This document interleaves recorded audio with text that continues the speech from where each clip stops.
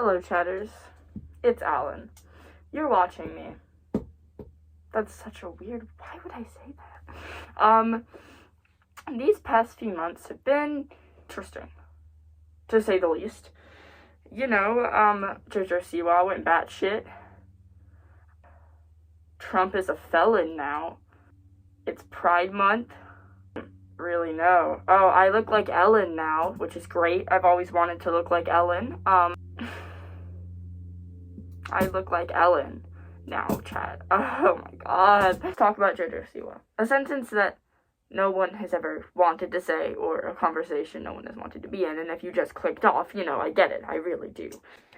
Jojo Siwa started her career on Dance Moms, where she was her mother's participant.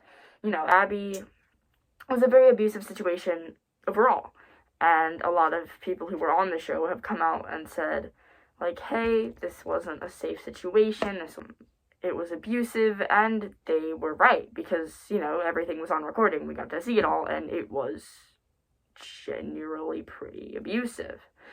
Jojo Siwa, however, has not really made a comment like that, just saying, you know, Abby didn't yell at me unless she had to, which, girl, how old were you? Like 8 to 10? Buddy, she did not need to scream at you. But who knows, right? Who knows?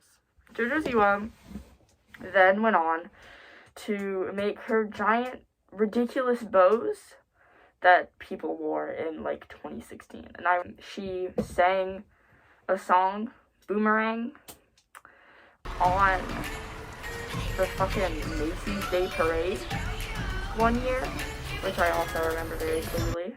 My parents did not enjoy that. Then she went on to have a makeup line that was recalled because it had asbestos in it. And I know some of you are probably, well, you know, she probably didn't know. Yeah, but once you put your name and your face and your brand on something, it's your responsibility. You can't even sink. But it was still the people who made it and who wrote it around, and not the past. Jojo Siwa also had XOMG Pop. Odd pop group that I was going to watch some of their music videos to research this, but then I realized I don't want to torture myself, no matter how bad my Ellen DeGeneres haircut is. I know. I'm well aware. I'm well aware that it's bad. Don't talk to me. I don't even like looking at myself in the mirror anymore, guys. I just see Ellen staring back at me, and then she flips me off for pronouncing her name wrong. Jojo Siwa. XOMG Pop was a thing. Was it a good thing? Was it a bad thing? Who can really say? I can. It was bad. After the first year, 4 members quit without saying anything. Jojo was found to be verbally, financially abusive towards her. Again, these are children. She made them work very long hours for practice, and one of them, Leah Rose Sanderson, who's currently 16 years old, had spina bifida. I'm sorry if I mispronounced that. I'm not good at words. I'm so sorry. But she was also born with a tumor in her spine, making it, you know, hard to walk. She needed surgeries. She needed, like, care for that. And you're not going to believe what happened next. Jojo and her mom didn't give a shit. They didn't give a shit. Which is really fun and has very much been shadowed by Jojo's very odd career choices now. But let's talk about Leia for a second. So, you know, this happened a few years ago, but she's 16 now. She's disabled. And she was working these very long hours. Her and her mom moved when she was on this pop show, so she could go there. So they were not in a great financial place, and Jojo did not pay them well, and she was verbally abusive. There was a time where, and I got this from a Rolling Stones article, by the way, and from the internet, because I did do research. I did research. Even though I can't pronounce things, I did research, trust me. So Jojo and her mom were practicing for some kind of performance, I don't know, and, you know, Leia had surgery the next day. And her mother was like, hey, maybe we shouldn't make her do hours of grueling dance routines right before her surgery. And Jojo was like, well, fuck that, I'm gonna make her do hours of grueling dance routines. She starts bleeding out of her stomach, and they reportedly put a tampon on it, or a pad, and told her, keep fucking dancing, bitch. what? Like, out of all of the not okay things you could do in that situation, this is one of the least okay things to do in that situation. Jojo Siwa hasn't really talked about this, and, like, her commentary team hasn't talked about it either. And, but let's talk about something else now. Something that all of you guys have been just dying for me to talk about.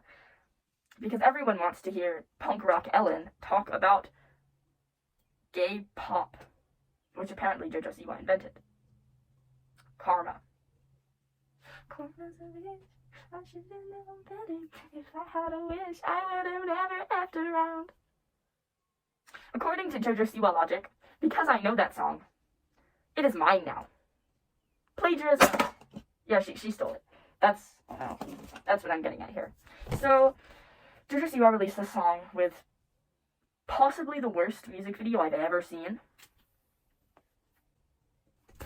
Possibly the worst music video I've ever seen. And everyone was just watching it, jaws dropped to the floor, flabbergasted that this is a thing. It was basically just, she was like, it was basically just corn. And, it was a bad song. And Jojo Siwa is not very talented, and she cursed as much as possible. So, it was not very mentionable. It was just sort of something awful that happened that everyone is scared of now. Except we have a hero to this story. Britt Smith. Britt Smith comes up and says, hey guys, that song that Jojo Siwa said was her song, it's not her song, it's my song. But I wrote this in 2015, and my version sounds better. And holy shit, did it sound better. You listen to the Karma by Jojo Siwa, and you're like, oh my god, how is this allowed to be on anything ever? This should count as treason. And then you listen to Karma by Britt Smith, because she's the one who wrote it, and it's a vibe. Also, the lyrics are, Karma's a bitch, I should have known better. If I had a wish, I would have never messed around. She doesn't say effed. That's like the one change Jojo made, and it was just to sound more edgy. Also, the Britt Smith music video is much better. Jojo Siwa was odd and traumatized me and a lot of other people because they were like, oh, Jojo Siwa, I remember her. What the actual shit? So, yeah, thanks Jojo for that. Yeah, my mom watched that, which is fun. She was scared, which is fun.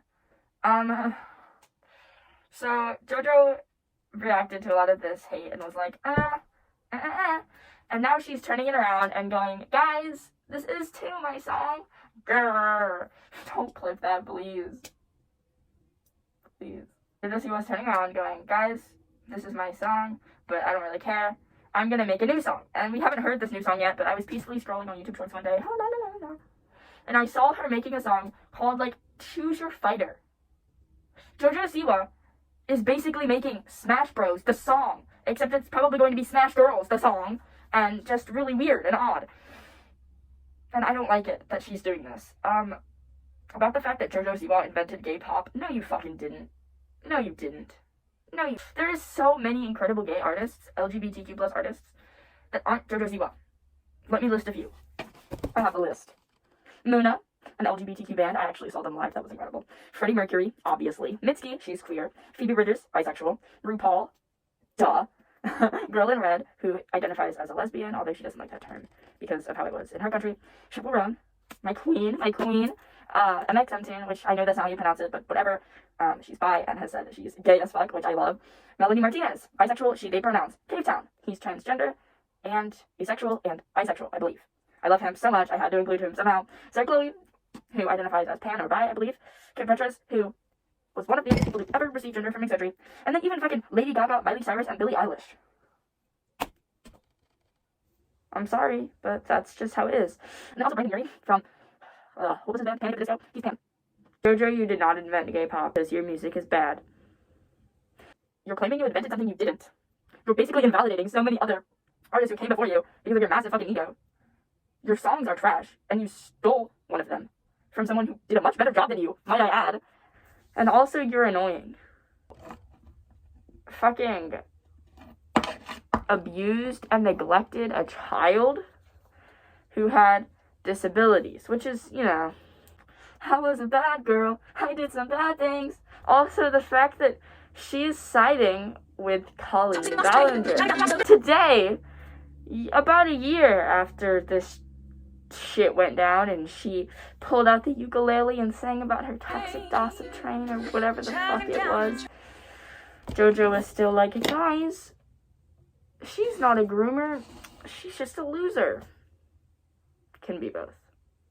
You can be both. Anyways, that was the video. Thank you guys for watching. Yippee! I hope you all have a nice day. And we're trying to reach 1K before the end of summer, so if you could subscribe.